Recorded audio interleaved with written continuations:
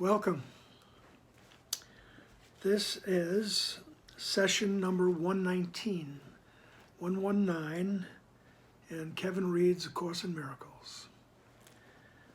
All right, session 119 will deal with section Roman numeral 4, IV for all you wonderful nurses out there. All right. Practicing the holy instant. Right? It's section 4 in chapter 15, which is entitled The Holy Instant. This is practicing the holy instant. And as I was looking this over, I was reminded of this Zen story I had heard years ago. And I'll paraphrase it. And of course, these two monks are walking along, right? And they get thirsty and they come to a stream, right? And they've been talking about spiritual things. And so they're thirsty now, and they kneel down by the stream and they start to drink. And the young monk says to the older monk, when will I get to know? When will I get to know the great expanse? When will I get to know God, for lack of a better term? And as he's kneeling by the water, the older monk takes his head and holds it under the water with all his might, and the young monk is struggling, trying to get up. And finally he pulls him up, and the young monk is looking at him like, what, are you crazy? And the old monk says to him, when you want to know God as much as you wanted that next breath, you will know God. All right? A little bit of a rough way of teaching it, but you get the idea. All right? Now, we don't have to be that hard. You don't have to be that hard on yourself. And when I say that, I mean in the realm of criticism and saying I should be further advanced and all this. All right? Take it easy. We're learning. Jesus knows this is a process. He knows that as you approach love, as you approach the great expanse, as you approach God, there's more of a tendency to hold on to the ego. Right? And that's what we do. We bring those ego thoughts, every little thought we bring to Jesus when we don't want it anymore. When we see, oh, this is keeping me in this world of conflict. I'd like to get relief. I'd like to be released from that. Can you help me? Help me to change my perceptions. That's laying down the ego. And the more you do that, the longer you will stay in that instant with Jesus. Right? And the more you will come to love it and desire it. And then you will desire it totally. All right? As you desire your next breath. All righty then. That being said, let's go to section 4, practicing the holy instant. All right, Jesus says here, this course is not beyond immediate learning, unless you believe that what God wills takes time. And this means only that you would rather delay the recognition that His will is so. The holy instant is this instant, and every instant. The one you want it to be, it is. The one you would have it be is lost to you. The one you would not have it be is lost to you. You must decide when it is. Delay it not, for beyond the past and future, where you will not find it, it stands in shimmering readiness for your acceptance. Yet you cannot bring it into glad awareness while you do not want it, for it holds the whole release from littleness. And if you're following along, last section, Jesus spoke about littleness. And he was using that term just to describe the ego. We turn our back on the magnitude of who we really are, and we jump into littleness, right? No matter how cool you think you are, no matter the great successes you've achieved, right? You could be the GOAT, the greatest of all time, right? You could be the MVP, right? But you're still involved in littleness, in the ego thought system, right? And he says the holy instant, it's when you just choose against the littleness, right? And you realize your magnitude, right? And along the way to that major holy instant, right, we will practice, right, coming to the mind, coming into the mind, and using whatever symbol of love you prefer, whatever is comfortable for you. All right? Just imagine love being around you, love being next to you, in front of you. All right? Love being behind you, supporting you. All right? In the Course, we use the terms Jesus and Holy Spirit. All right? So you come into the mind and you join with your friend, Jesus, the Holy Spirit, and you say, this is the way I see things. Can you help me? I'm tired of the ego reactions. I'm tired of being angry, hungry. Well, not really hungry, because that comes along with being a body. But being, angry and fearful and all those things, okay? Sin, guilt, and fear. Okay, I'm tired of it. Can you help me? All right? I was thinking of a different program when I said hungry. Hungry, angry, lonely, and tired. All righty. So, you cannot bring it into glad awareness while you do not want it, for it holds the whole release from littleness. Okay. And he says it's this instant, in every instant. You're not going to find it in the past or the future. It's now. Okay? And in the present moment, we can choose. All right? Choose to be right-minded. All right? I need help. Help me to see correctly. I'm willing to see through the eyes of Christ.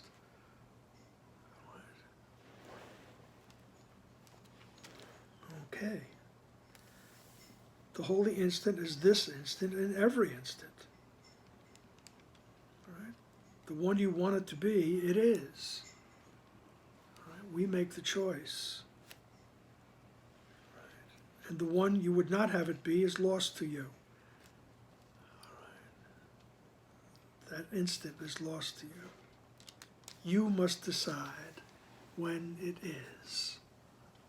Delay it not. Okay? So, let's go to paragraph 2. Your practice must therefore rest upon your willingness to let all littleness go. The instant in which magnitude dawns on you is but as far away as your desire for it. As long as you desire it not and cherish littleness instead, by so much is it far from you. By so much as you want it, it will bring it nearer. Think not that you can find salvation in your own way and have it. Give over every plan you have made for your salvation in exchange for God's. His will, His plan will content you, and nothing else can bring you peace. For peace is of God, and no one beside Him. Okay.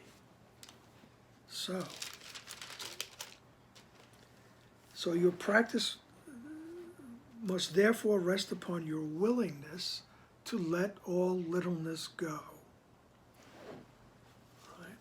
So, are we willing to let go of all our ego perceptions, our self-image, right? Our opinions, and the things that we love, that we want to hold on to, right? The things we think make us happy and secure. Right? That's why this is a practice. Right? Things get released little by little until you realize that you don't want them anymore. Right? They're not important. Okay? And so, the instant in which magnitude dawns upon you is but as far away as your desire for it, all right? Which is what the older monk was trying to tell the younger monk. Just happened to use drowning as an example. All right, but that's what he was saying. Could have been a little bit more gentle, I guess. I guess it left him the proper impression, right? So the instant that your magnitude dawns on you is but as far away as your desire for it, right? As long as you desire it not and cherish littleness instead, by so much is it far from you, right? By so much that you want it, it will bring it nearer. So as we go about our lives, we get to these points where you say, what the heck? What's going on here? You know what I mean? This is terrible. I can't take it. You know, Jesus says it doesn't have to be painful, but usually, some kind of pain is the motivator. Emotional, physical, psychological pain, becomes the motivator. There must be a better way. All right? And so by, the greater degree that you want to know the truth will come closer to you. All right? And he says, think not that you can find salvation in your own way and have it. He says, that's what's delaying you. You think that you know what's going to bring you the peace, all right? The peace that passes all understanding. All right? We think that there's peace in comfort or security or pleasure or whatever. He says, don't think that you can find salvation in your own way and have it. Right? He's telling us, look, you need help. You need help here because you believe you're separated from God. All right? So that part of you that wants to be separated from God is really not going to help you. He might, that ego thought system, that ego part of the mind might, feign friendship, but it only wants to survive. It only wants to be an individual, right? It wants to have its cake, right, and eat it too. So, think not you can find salvation in your own way and have it. Give over every plan you have made for your salvation in exchange for God's. He will content you. His plan will content you. All right? And nothing else can bring you peace, for peace is of God and no one beside him. All right? Just very beautiful, poetic ways of saying, come into the mind and ask for your perceptions to be changed. Right? And it has to be the willingness on your part. Right? I keep reiterating, it's not just a mantra. It's not a mantra at all. It's that active willingness, that true desire to know the truth. Right? And God's plan is the plan of forgiveness while we're here. Right? While we believe we're here, forgiveness is the way out. Right? And forgiveness is having your perceptions changed. Right? Instead of projecting, right? We're constantly projecting. Right? Otherwise there wouldn't be anybody standing in front of you. All right? But we're constantly projecting, so we can ask, help me to see correctly.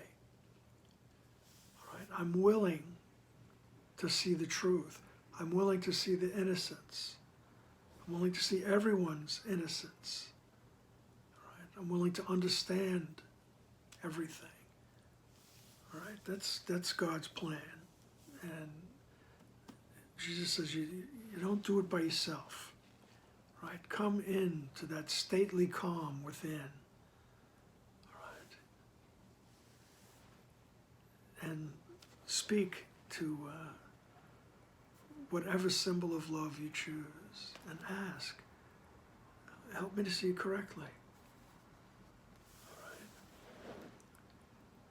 So he says in paragraph 3, be humble before him and yet great in him, and value no plan of the ego before the plan of God. For you leave empty your place in his plan, which you must fill if you would join with me, by your decision to join in any part, in any plan but his. I call you to fulfill your holy part in the plan that he has given to the world for its release from littleness. God would have his host abide in perfect freedom. Every allegiance to a plan of salvation apart from him diminishes the value of his will for you in your own mind. And yet, it is your mind that is the host to him. Think about that. Your mind is the host of God.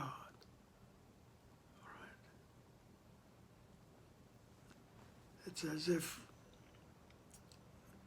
God came into your house, right? And now you're the host, right? And he says, be humble before him, right? Because this is the source of all creation, of all things. But be great in him, because you are part of that. That's where your magnitude is. You are a part of the mind of God.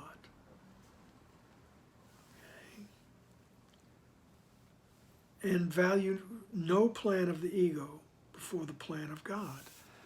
So no plan of the ego is going to get you eternal bliss and freedom, right? Except for forgiveness. That's the plan of God.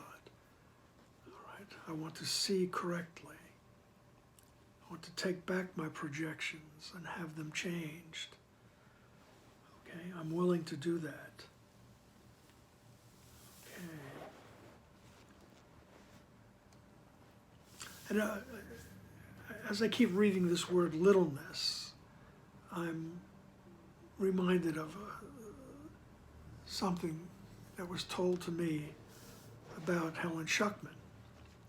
As she was growing, when she was a little girl, I believe at one point her father told her, "You are the least and the littlest."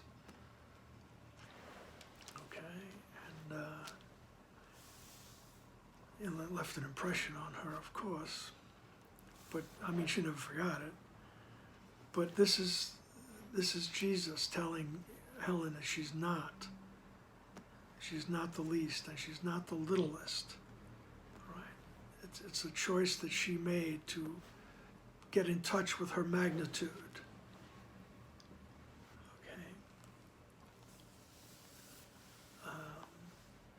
Okay. And as if you decide to study the course and you read other things about it, and Dr. Wapnick is a treasure trove of information about the course and interpretations of the course. And he spent a lot of time with Helen, and he would reveal these little stories about her. Okay. So, but this was also very personal. This whole transmission of the course was also very personal with Helen and Jesus, and with Bill Thetford, who was her collaborator on the course. Although Helen was hearing the voice, so to speak, right? Bill was basically it was his request that started the course, right? There has to be a better way for us to get along, so to speak. And Helen agreed, and she started to hear this inner dictation. This is A Course in Miracles. Shortly thereafter, not right then on the spot, but so it was. And Helen had this personal feeling with Jesus, like she had known him, right? That this was a friend of hers. Okay, and. So it was very personal, but however, it came through Helen, and it's for the world, right? Not that everybody has to study the course, like some religions say you can't get saved unless you do this, that, and the other thing, all right? Unless you do it our way, all right? That's not what the course is all about. The course is all about this individual inner teacher that we're trying to find. It's not about a church or a cult or a group or anything like that. It's between you and your inner teacher, your inner guide. Right? And so, as my high school English teacher would say, but I digress. Let's go to paragraph 4. Alrighty. Would you learn how perfect and immaculate is the holy altar on which your Father has placed himself? This you will recognize in the holy instant, in which you willingly and gladly give over every plan but his. For there lies peace, perfectly clear, because you have been willing to meet its conditions. You can claim the holy instant anytime and anywhere you want it. In your practice, try to give over every plan you have accepted for finding magnitude in littleness. It is not there. Use the holy instant only to recognize that you alone cannot know where it is and can only deceive yourself. Okay. So once again, he uses that image of the altar, the holy altar on which the Father has placed himself. And that's your mind.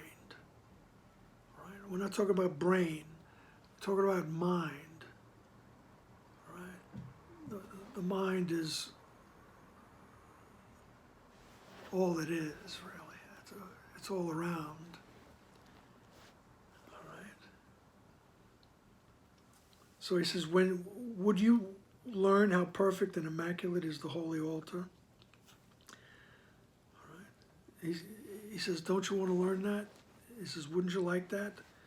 Wouldn't you like to learn how perfect and immaculate is your mind? All right. The altar on which your Father has placed himself. He says, this will you recognize in the holy instant, in which you willingly and gladly give over every plan but his. All right. When we're finished with all the other plans,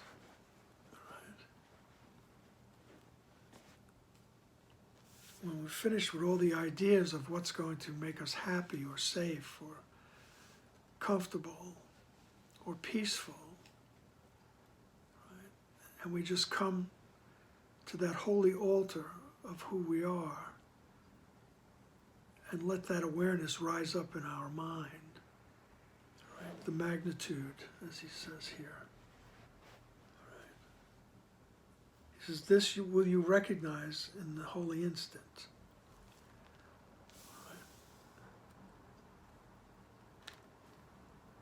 God would have his host abide in perfect freedom. Okay? And in other places, Jesus says the same things, of course. In one place, which he says, forget this world, which is leaving all those ego plans and ego attachments, and he says, forget this world, right? And he says, forget this course. Don't think you have to know everything in this course. It's not the only way home, right? It's great for those of us who love it and want to follow it, practice it. It's good. He goes, but forget this world, forget this course. You should put everything down. And he says, and come with holy empty hands unto your God. Right? You're not holding on to anything. And you are in the mind, in the holy instant. Right? And allow whatever comes up to come up. The awareness of who you are. The awareness of your communication with your Creator. All righty then. So once again, paragraph 4. He says, you can claim that, paragraph 4, sentence 4. You can claim the holy instant anytime and anywhere you want it. Right? In your practice, try to give over every plan that you have accepted for finding magnitude in littleness. It is not there. Right? So that's what we're doing. We're trying to find magnitude in the littleness. Even if I'm sure this is the guilty guy. This is what he did to me, and what can I do to get him back or make sure he knows what he did to me, all that stuff. Right? That's trying to find magnitude in littleness. He says it's not there. You're not going to find it. All right? And even if, you look, you don't look as bad as that. It's not as heavy as that, but you're planning and scheming on how to compete for, the next promotion that's coming up in the office, or the next job that's been posted that's got a better salary than the one you got. How are you going to compete against them and all that? It's all well and good, get paid, all right? But you can do that peacefully too, all right? And in the long run, it doesn't have an effect on your ability to be peaceful, okay? All we need to do is come into the mind and say, how do I be peaceful?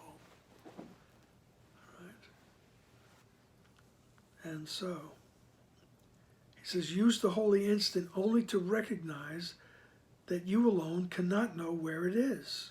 So you don't know where your magnitude is. All right? So use the holy instant to recognize that. All right? And recognize that only you can deceive yourself. All right? So, Jesus goes on to say in paragraph 5, I stand within the holy instant, as clear as you would have me. And the extent to which you learn to accept me is the measure of the time in which the holy instant will be yours. I call to you to make the holy instant yours at once. For the release from littleness in the mind of the host of God depends on willingness and not on time. Right? It's not a matter of time.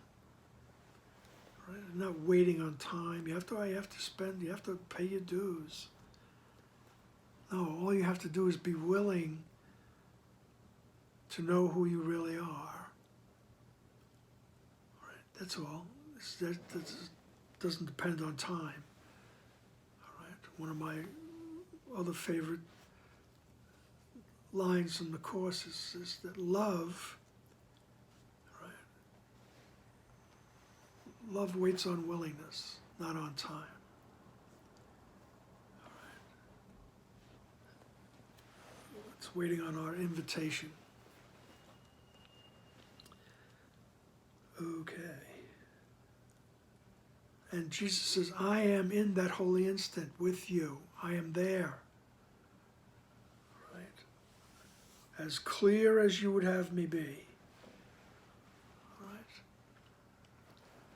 Right? This is the idea that minds are joined. There's only one mind. Right? And Jesus is part of that mind. Right?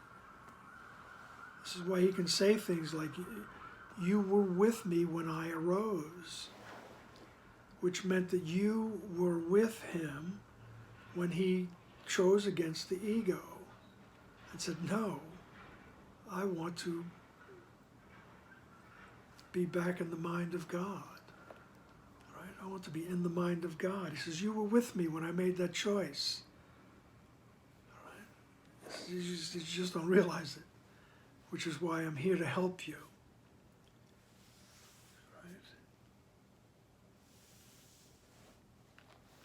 So, even though I've probably made it a little bit more cloudy, Jesus says in paragraph 6, the reason this course is simple is that truth is simple. Complexity is of the ego, and is nothing more than the ego's attempt to obscure the obvious. You could live forever in the holy instant, beginning now and reaching into eternity. But for a very simple reason.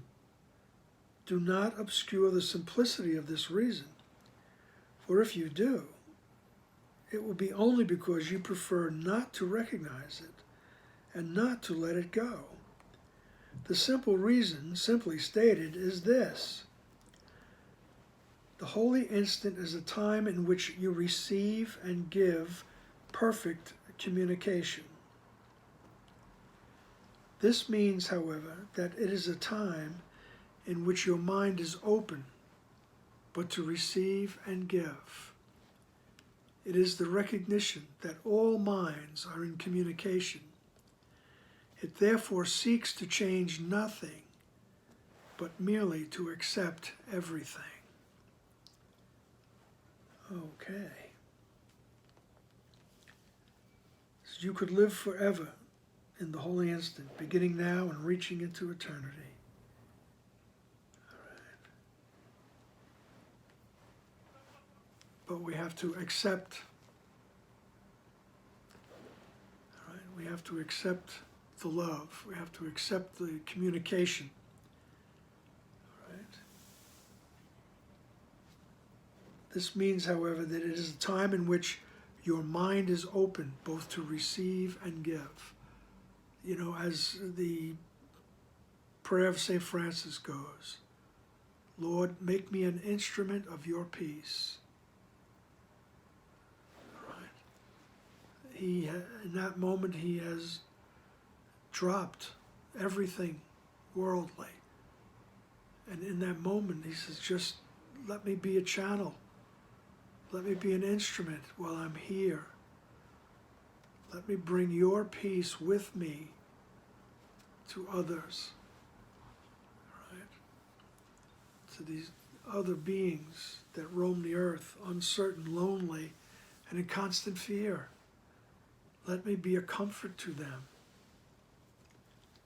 So you're willing to receive your own comfort and to give it. Right? And it's the recognition that all minds are in communication. Right? And, you know, a lot of you, get that every now and then. You get that all minds are in communication. Right? In very simple ways we get it, sometimes profound ways too. Oh, I was just thinking of you, and you called. Right? I was just thinking of you, and so-and-so. All right? I just read in somewhere that a woman won the lottery by playing the numbers that her husband saw in a dream. All right? So he saw the numbers and she wrote them down. So the minds are in communication there. But everybody has that experience. Sometimes you have deja vu experiences. And we could go into discussions about that. And I believe one time a USC study said that deja vu is the product of your dreams. At some point in a REM sleep or something that you've forgotten, you dreamed of that occurrence. Right? But here it is. So how could you have foreknowledge of it? We can get into big discussions about that, but that's, as Bob Mulvey would say, there's two tables outside of heaven, or two doors. One says heaven, one says a discussion of heaven. So let's get back on the road to heaven here. All right. So the mind is not looking to change the world. The mind, we don't need to change the world. Right? We need to change our perceptions of the world. And we do that by being willing to have that perception changed. All right? It therefore seeks to change nothing, but merely to accept everything. All right? So we're not going to change the nothing, which is the ego, which is the world. Right? Therefore seeks to change nothing. Right? But we're going to accept everything, and that's who you are. You are the everything. You are the all. Right? And once we accept that, we give that. Right? And as we're walking along, when we still remain here, and he says you can live in that holy instant, then we can accept what's going on. We can understand it, and we can supply love where it's necessary, and reinforce love where it appears. Okay. Paragraph 7. So he's talking about changing nothing and accepting everything. He goes, how can you do this when you prefer to have private thoughts and keep them? The only way you could do that would be to deny the perfect communication that makes the holy instant what it is. You believe you can harbor thoughts you would not share, and that salvation lies in keeping thoughts to yourself alone. For in private thoughts, known only to yourself, you think you find a way to keep what you would have alone and share what you would share. And then you wonder why it is that you are not in full communication with those around you and with God, who surrounds all of you together. All right. So he's talking about, you think you have private thoughts and you want to hold on to them. All right. These are all the thoughts of the ego world, where Jesus asks us to bring me all your thoughts, right? And let me clarify things for you. Right? And some we hold on to for whatever reason, right? And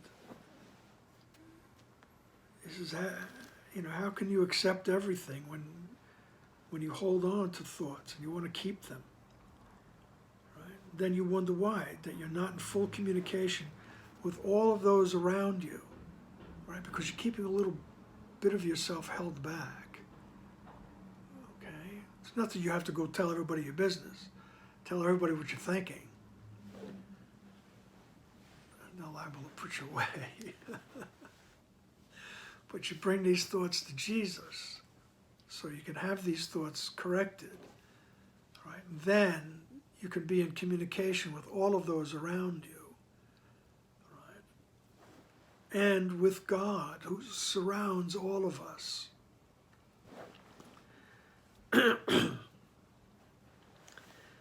Paragraph 8, every thought you would keep hidden shuts communication off because you would have it so. It is impossible to recognize perfect communication while breaking communication holds value to you.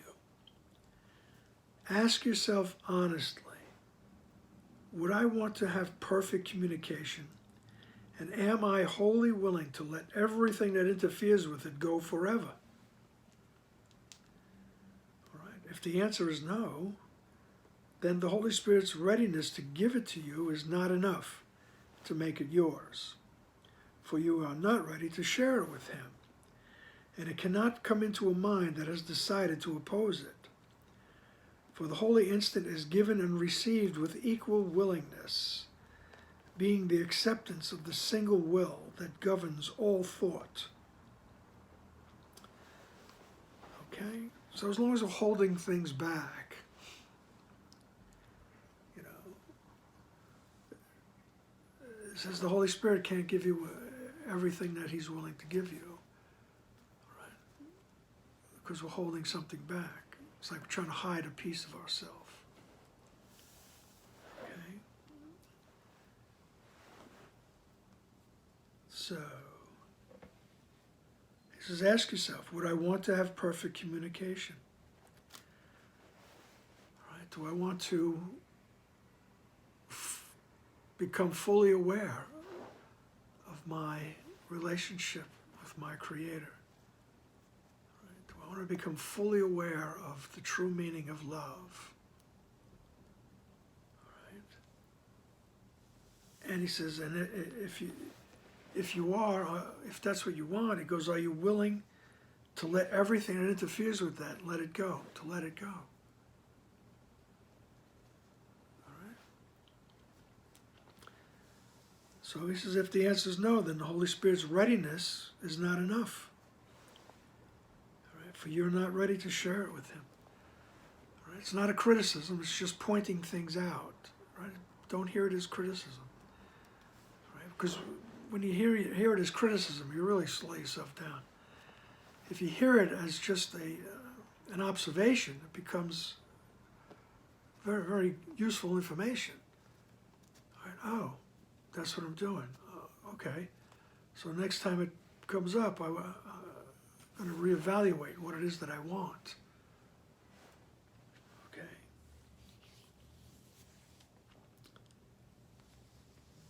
For the Holy instant is given and received with equal willingness, being the acceptance of the single will that governs all thought. Right. Paragraph 9. The necessary condition for the holy instant does not require that you have no thoughts that are not pure, right? But it does require that you have none that you would keep. Innocence is not of your making. It is given you the instant you would have it. Atonement would not be if there were no need for it. You will not be able to accept perfect communication as long as you would hide it from yourself. For what you would hide is hidden from you. In your practice, then, try only to be vigilant against deception, and seek not to protect the thoughts you would keep to yourself. Let the Holy Spirit's purity shine them away, and bring all your awareness to the readiness for purity He offers you.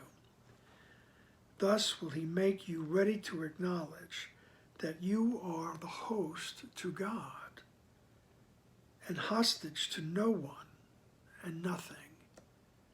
Right? Nothing has a hold on you.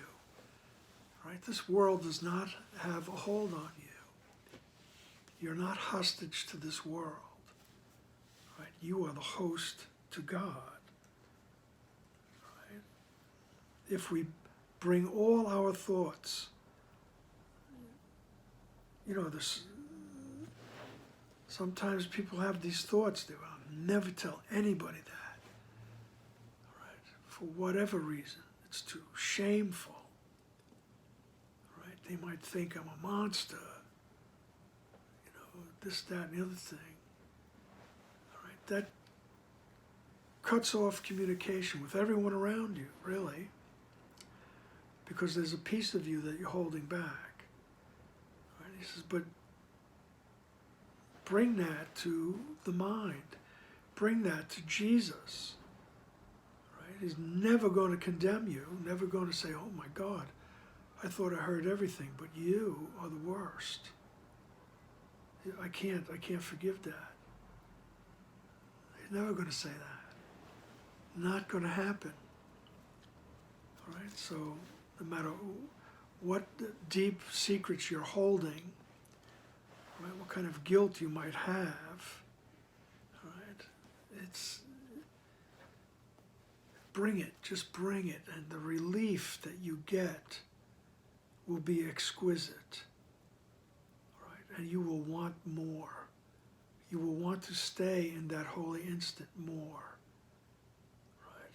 And allow the awareness of love to arise and become stronger and stronger in your mind. And you will be the bearer. You will be the light bearer. Right? You will be the witness to the truth. Right? You will bring comfort to everyone who's calling out for comfort. Okay? You will be that. All right? If we bring all those things to the holy instant, to that instant that you spend with your inner guide, right, with that symbol of love around you, asking to see correctly, right, in that holy instant, right, you will realize that you are the host to God and hostage to no one and to nothing. All righty then. Thank you for the opportunity, and I look forward to the next session. All right then. Bye now.